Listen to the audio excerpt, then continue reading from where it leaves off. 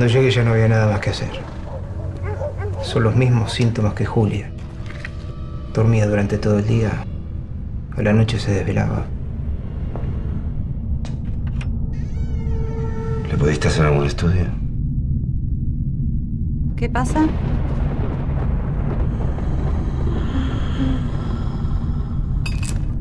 El día trajo la oscuridad, es la película de Martín de Salvo. Martín de Salvo había codirigido anteriormente Las mantenías sin sueños, esa película que tenía protagonista y codirectora a Vera Fogel. En este caso, la película El día trajo la oscuridad pasó por el Bafisi, por la sección Vanguardia y Género. Y es una especie de película sobre vampiros sin sangre y sin muertes a la vista. Las protagonistas son Mora Recalde y Romina Paula, que son como dos emblemas del cine argentino independiente. Una de ellas, Mora Recalde, vive en el campo, en una casa a las afueras con salida y vista al mar, y la viene a visitar su prima, interpretada por Romina Paula. Se empieza a generar como una especie de tensión, y una especie de afecto sexual entre ellas. Bueno, es esta idea de la sensualidad y de la sexualidad en el cine de vampiros está muy presente. Lo que hace de Salvo es sugerirlo, no marcarlo, sugerirlo y crear atmósferas en relación al paisaje, en relación a los gestos entre ellas mismas, en relación a ellas y sus otros familiares, en relación al pueblo. Trabaja mucho con la luz, con los movimientos de cámara, grandes travelings. Bueno, es una película justamente en la sección género y vanguardia. Es una película que experimenta cómo contar un género, cómo hablar de un género tradicional de manera más o menos experimental. Se llama El día trajo la oscuridad y si no la viste en salas, busca la manera de verla porque es una apuesta del cine argentino que es bastante interesante.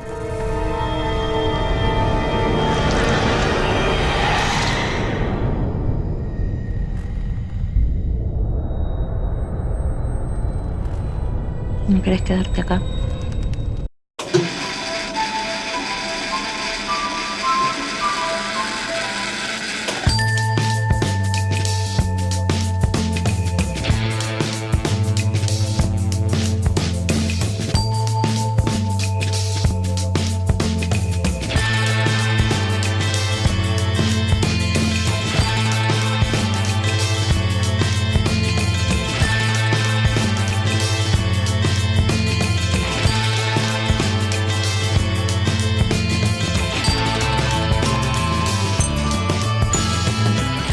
Como mi queridísimo amigo Marcelo Alderete, crítico y programador también, en este caso programador de Mar del Plata y crítico de Haciendo Cine, en una nota previa al que el festival tuviera lugar, escribió con el título El Club de los Suicidas.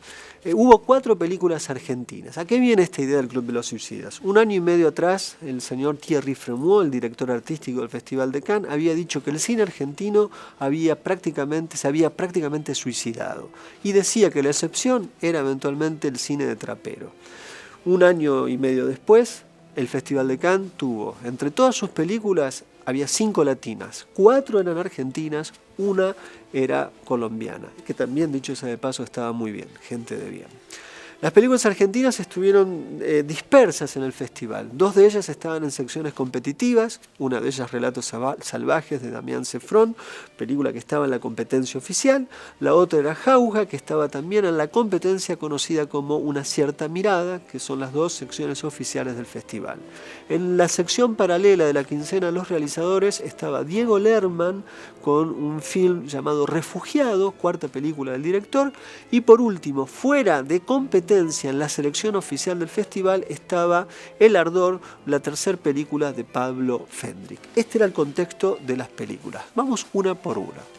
Relatos Salvajes es probablemente la película que más ruido hizo, al menos en el festival.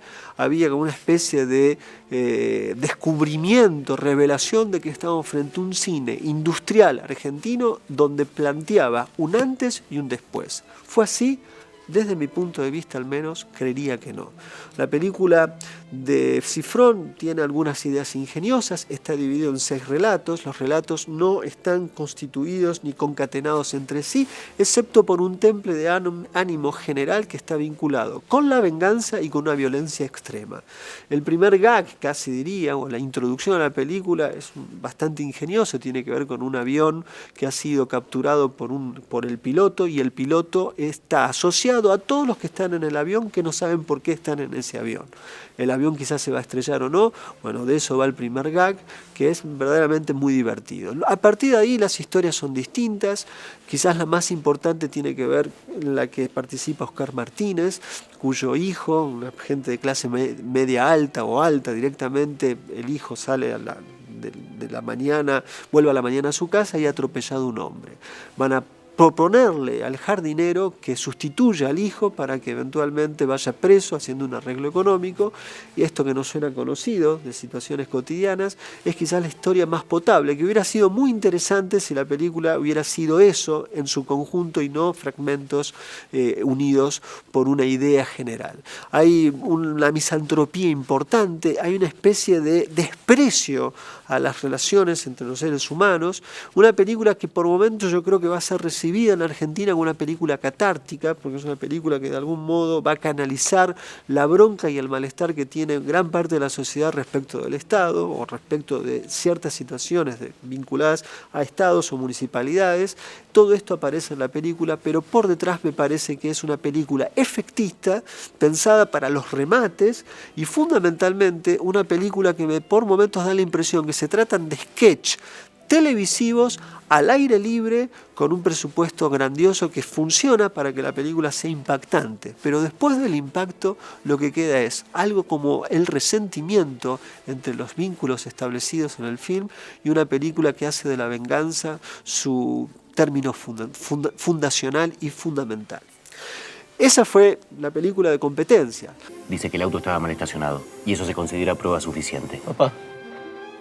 Papá. ¿Qué pasó? ¿Cómo se llama esa chica de pelo largo? ¿Cuál? Tu compañera de trabajo. La película quizás más interesante de todas, la película que no fue reconocida con un premio como a mí me parece que lo merecía, fue Jauja de Lisandro Alonso. Alonso hasta la fecha había hecho películas que podríamos decir eran una suerte de realismo minimalista poético.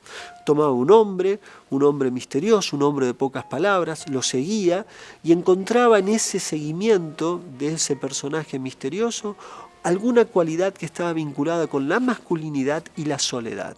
Esto está en esta película, pero hay un salto cualitativo y cuantitativo en Jauja. En principio, ya no es un no actor el que lleva adelante el relato, sino nada más y nada menos que Viggo Mortensen.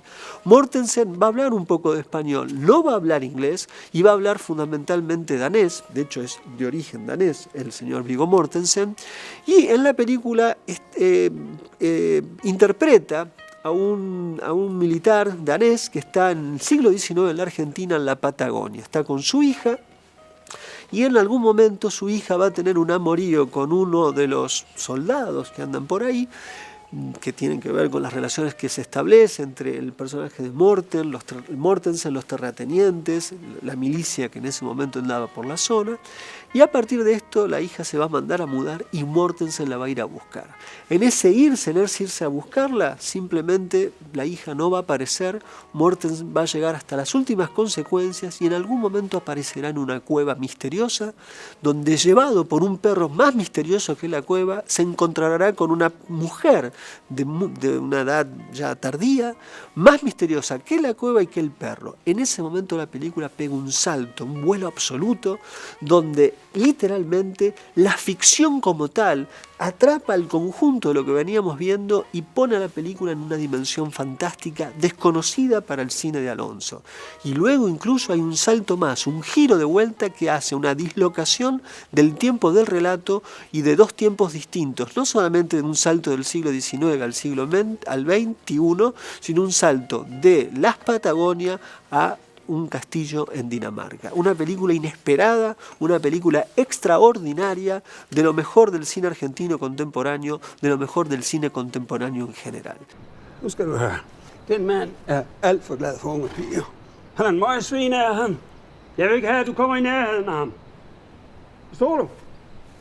Las otras dos películas, Refugiados, la de Lerman, trata de un modo muy certero y muy austero la violencia familiar, la violencia de un padre que le pega a su mujer y que en el medio está el hijo. El acompañamiento que hace Lerman sobre este episodio en particular es genial porque nunca muestra la violencia, sino que eventualmente las marcas, los moretones en el cuerpo de Julieta Díaz y cómo Julieta Díaz se las va a ingeniar con su hijo de escaparse a este marido que nunca vemos, pero que es una presencia amenazante, hasta que ella pueda constituir su decisión de que ese marido hay que eventualmente ponerlo en una situación jurídica y además hay que abandonarlo. Película discreta, pero película muy potente, muy interesante y justa para el tema que toca. La cuarta, vamos a hacer un comentario muy breve, que es El ardor de Fendrick. Un paso en falso de Fendrick en una película que pretende ser un western mesopotámico, pero que por momentos colinda con el ridículo y con la solemnidad, con Gael García Bernal, que trata de sostener una película que por momentos es insostenible.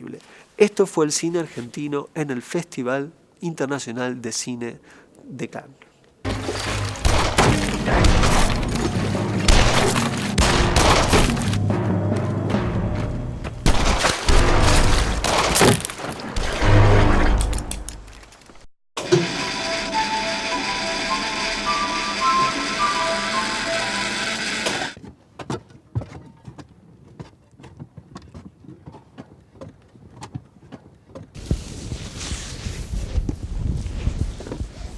Hola, capitán. Buenas tardes. Buenas tardes. ¿Viste el trabajo cómo se adelantó? Excelente, ingeniero Malespina. Estamos viendo un pequeño fragmento de la nueva película de Lisandro Alonso Jauja que viene a estar en el Festival de Cannes. Una película que demuestra las grandes posibilidades que tiene el cine argentino. Una película de una ambición importante en cuanto a lo que se propone y una película que para lo que es hoy el sistema industrial del cine argentino es una rareza o un punto que de algún modo no se sabe bien qué hacer. Esto es quizás lo que le pasó al propio jurado, que incluía a Pablo Trapero, más allá de si le haya gustado o no. Era una película nacida de otro mundo. Una película que para el cine argentino importa porque es una película que en el cine internacional es uno de los pocos autores que tiene el cine argentino y el cine internacional contemporáneo. Ahí estuvo Alonso, una estrella que brillaba en el medio de una oscuridad o en el medio de los dictámenes de la industria que piden que todas las películas se parezcan entre sí y que cuando se enfrenta a una película tan extraña como Jauja, volvemos a la vieja idea de la semana pasada de Godard. La regla quiere la muerte de la excepción. Y esto es un poco la presencia de Jauja en el cine argentino y en el cine contemporáneo. Nos vemos la semana que viene, aquí en El Cinematógrafo, el cine en la tele.